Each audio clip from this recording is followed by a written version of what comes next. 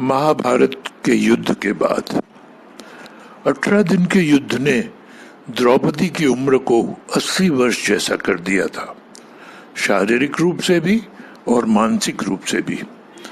शहर में चारों तरफ विधवाओं का बाहुल्य था। पुरुष इक्का दुक्का ही दिखा पड़ता था। अनाथ बच्चे घूमते दिखाई पड़ते थे और उन सबकी वह महारानी द्रौपदी हस्तिनापुर के महल में निश्चेष्ट बैठी हुई शून्य को ताक रही थी। तभी श्री कृष्ण कक्ष में दाखिल होते हैं। द्रौपदी कृष्ण को देखते ही दौड़कर उनसे लिपट जाती है। कृष्ण उसके सर को सहलाते रहते हैं और रोने देते हैं। थोड़ी देर में उसे खुद से अलग करके समीप के पलंग पर बिठा देते हैं। द्रौपदी बोली, यह क्या हो गया सखा, ऐसा तो मैंने नहीं सोचा था।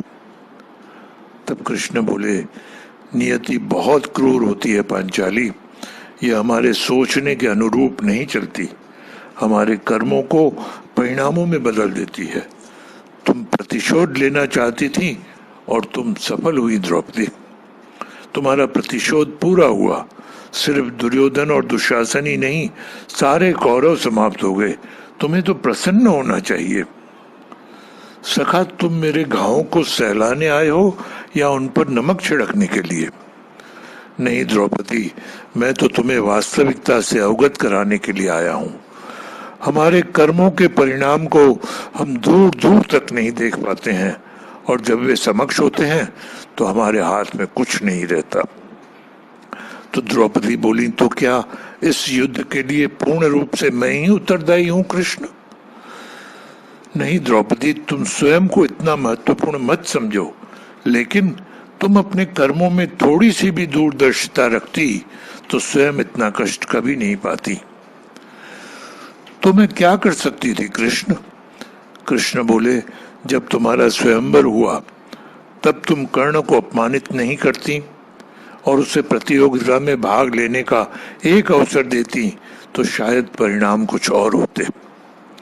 इसके बाद जब कुंती ने तुम्हें 5 पतियों की पत्नी बनने का आदेश दिया तब तुम उसे स्वीकार नहीं करती तो भी परिणाम कुछ और होते। और उसके बाद तुमने अपने महल में दुर्योधन को अपमानित किया, वह भी नहीं करती तो तुम्हारा चीर हरण नहीं होता, तब भी शायद परिस्थितियां कुछ और होती।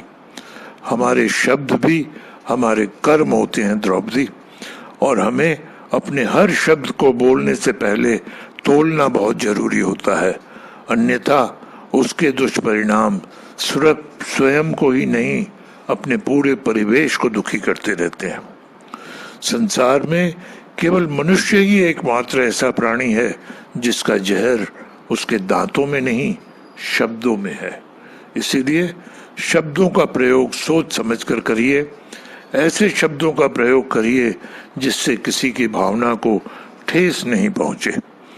इस सत्य को जीवन में अपनाएं और जीवन चरितार्थ करें। जय सिया राम।